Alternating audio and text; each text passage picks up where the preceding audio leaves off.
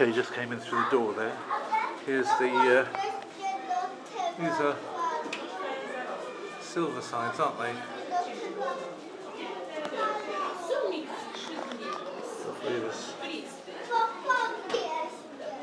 This is the red-tailed silverside from Madagascar, also known as Bedotia gayi, the cause of much merriment among juvenile fish keepers.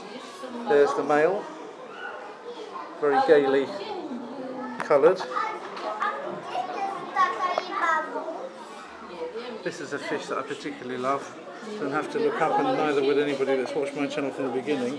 Mica splendens. The male has a yellow stripe like that on the tail, and the females don't. The females also have a normal triangular, almost to a rounded triangle anal fin, whereas the males in front of the anal fin have a small gonopodium, nice Java moss there. If you look around the planting of these, there's a nice hygrophila there. These are tiny shrimps in there. I think that's almost everything there is in there. It's also supposed to be a glass catfish, but I can't see them. I can only see these shrimps. Oh, there's a bigger shrimp.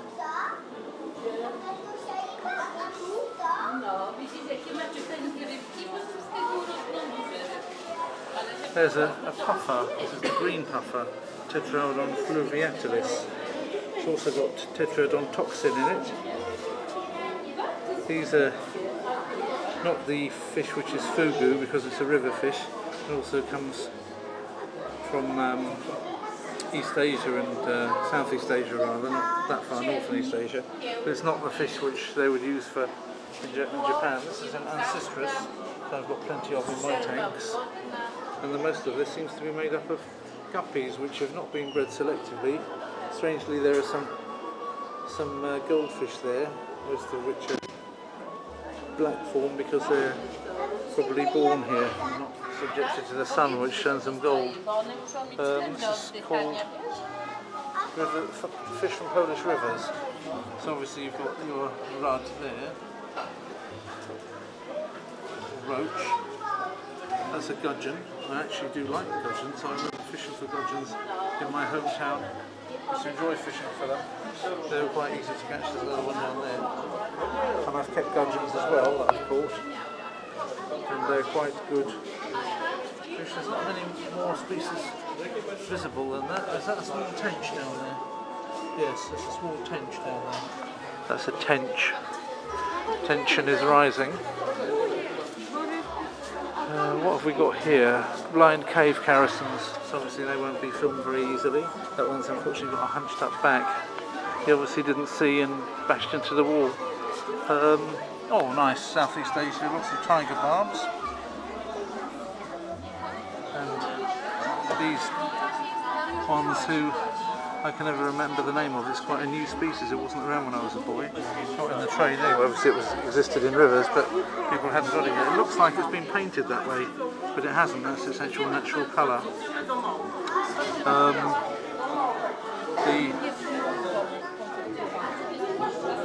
The darker tiger barbs are of course human interference. You've got rosy barbs over there as well. Got very well planted. This goes to show how big your clown loaches can get if you put them in a big enough tank. Nice big one there. There's a Schuberti barb, or a golden barb. This comes from the Schuberti barb. Just a golden form of the Schuberti barb. Now we're getting into marine areas. That's a grouper. I'm not really much of an expert on marine fishes, but nice looking grouper there. And we're back in freshwater. These are American, I think. Or are they? No, they're South American. They're South American. Peacock cichlid. Cichlea ocellaris. Peacock bass, they say. It's showing Ecuador is the sort of place that you'd find this. So there we are. It's Julian Assange's next meal if he goes there. And here are the things which would probably make Julian Assange into their next meal if he goes around South America too much and goes bathing in the wrong place, because these are the red-bellied piranhas. Cerosalmus, it used to be when I was a boy, but now it's of course Pygocentris natureri. And you can get the idea of the teeth there. Show us your teeth. They've all got their backs to me. And you want to get some... Are you going to show?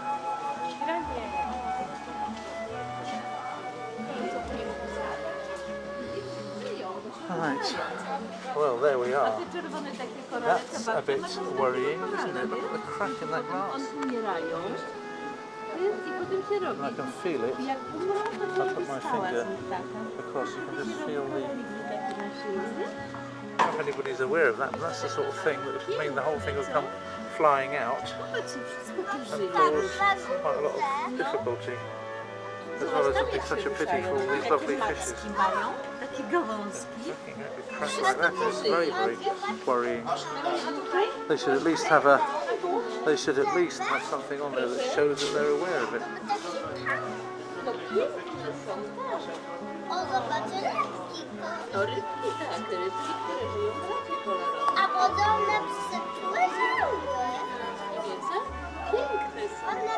Very nice. Here we've got some arowanas, including some baby ones.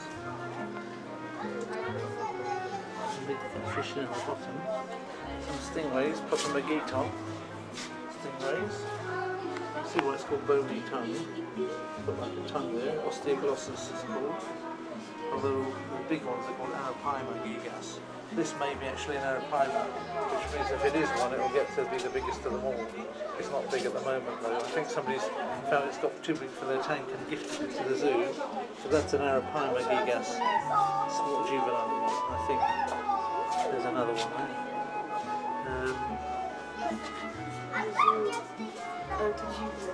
There's some. That's a Dorus of sorts down there. I don't know which one though. Probably Megalodorus hancocki. But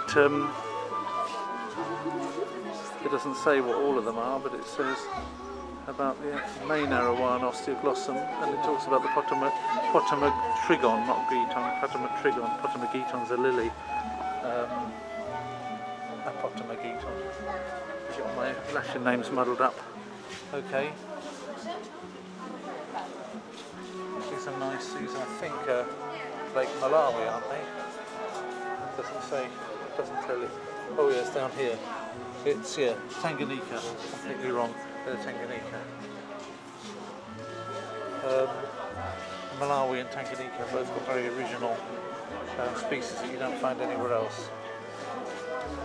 They're entirely made up, pretty much, of species you don't find anywhere else, except for the Nile perch, which was introduced and which is depleting all the local species. But that's why you can't include Victoria, because Victoria also had a unique system as well. But then the Nile perch got in because people thought it would be a great food fish, and it completely ruined everything.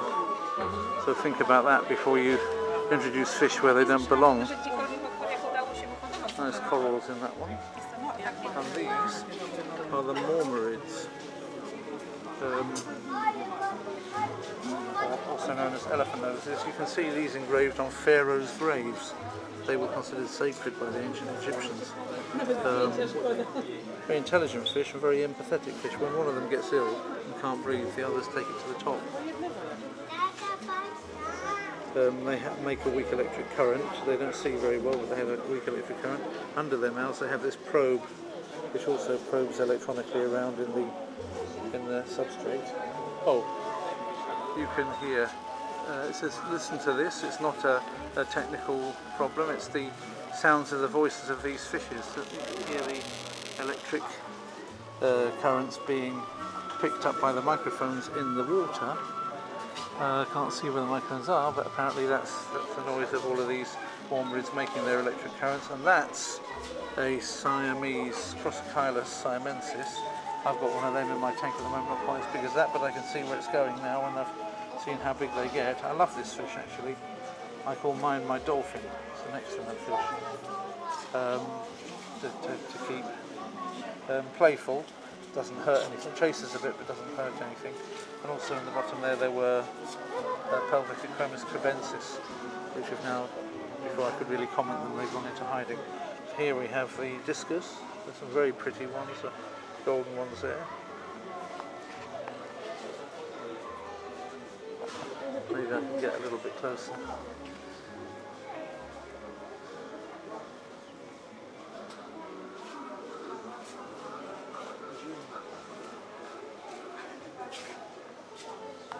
Discus fish. And this is a very nice aquarium. If you're talking about planting up, you know, it's beautiful. There's, looks like a gar, doesn't it? The face of a gar there. With its nice spots along the top of the nose, I like that. And yeah, there's another one, the back end of the same thing is over there. And then look how well planted it is. It's almost a pity to have planted it so well for fishes that, if it wasn't planted so much, would be far more visible and moving around in a different way.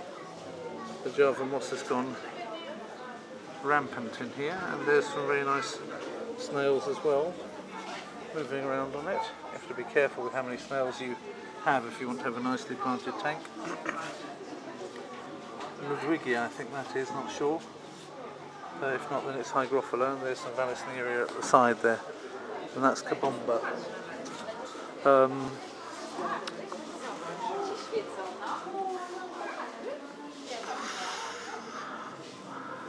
And there's some more of those Potamotrigons down there, some which we saw earlier, freshwater stingrays. I'm sure people end up giving them to the zoo. Hopefully my kids are waiting nicely for me, because George doesn't like going in there, it's too dark for him, he gets upset. So I bribed Sophie with a double Galka ice cream to look after him for the time being, and it looks like she's doing okay with that, so that's good. Okay.